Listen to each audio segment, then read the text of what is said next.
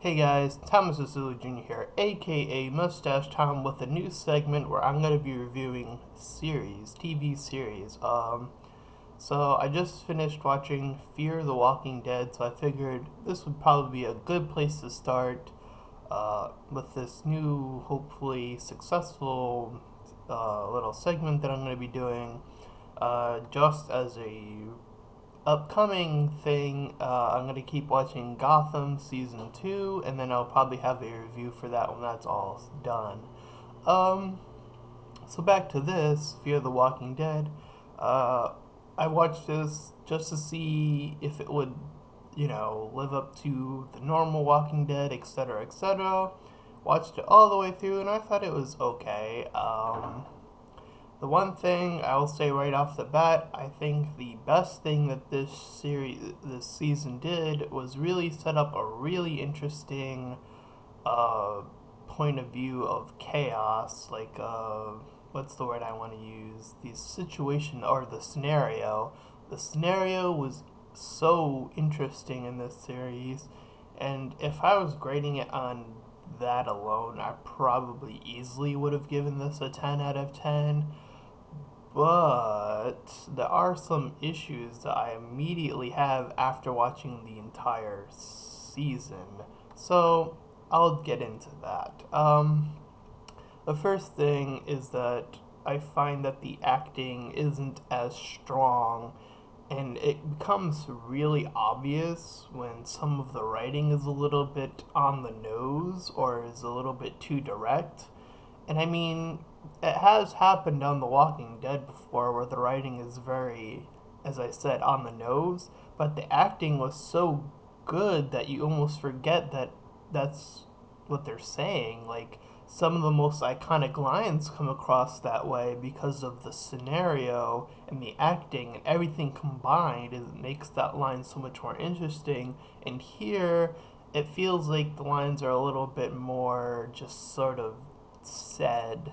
Um, and as far as characters go, none of them really stuck out to me this season too much. The only one I can say have sort of gotten my interest a little bit is the Hispanic guy and the black guy, and the fact that I can't even remember their names after the entire season is over says that, yeah, they're not the most well defined characters quite yet.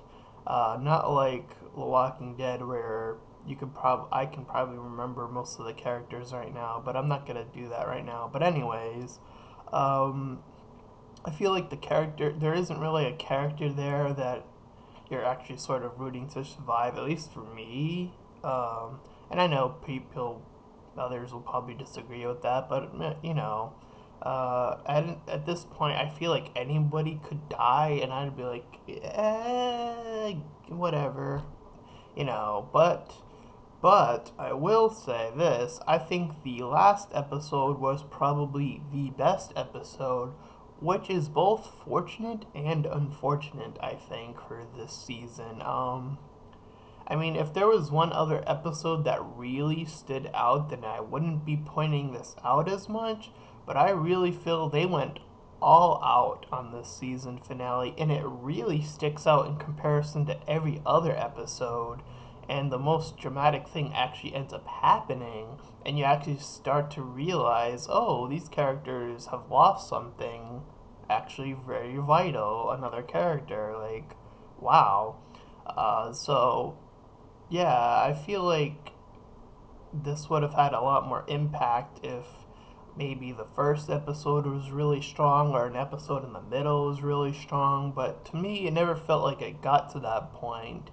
Um, I mean, there were points while I was watching it where I would just sort of walk away and then come back and be like, "Oh, it's kind of back on. I missed something. Whatever. It's probably not important." Um, and that's sort of unfortunate, like I said. So, if I had to give this season a grade, I would give it a 5 out of 10. I think there is potential in this season, and apparently they are going to be continuing it. So, I think for what it's worth, um, the season was okay-ish. Not really doing too bad, but not doing too good. I don't think it's a show that people had to watch. I mean, if people were craving more Walking Dead and they just wanted to watch something, I think this show was, again, okay for a fill in the blank. But I mean, I still feel like the show can find its own rhythm and its own pace and its own sort of characters instead of, oh, well, I have to compare my characters to these characters because they're in The Walking Dead. Like, that's sort of what you want to avoid doing, at least from my point of view. You want to sort of start creating characters that have different things and are more relatable, or you want them to survive, because otherwise this show's gonna fall flat for me. I mean, I'll continue to check it out next year or whatever, but we'll see what happens. So with that being said, this has been Thomas Asula Jr., aka Mustache Tom, and I'll see you guys next time.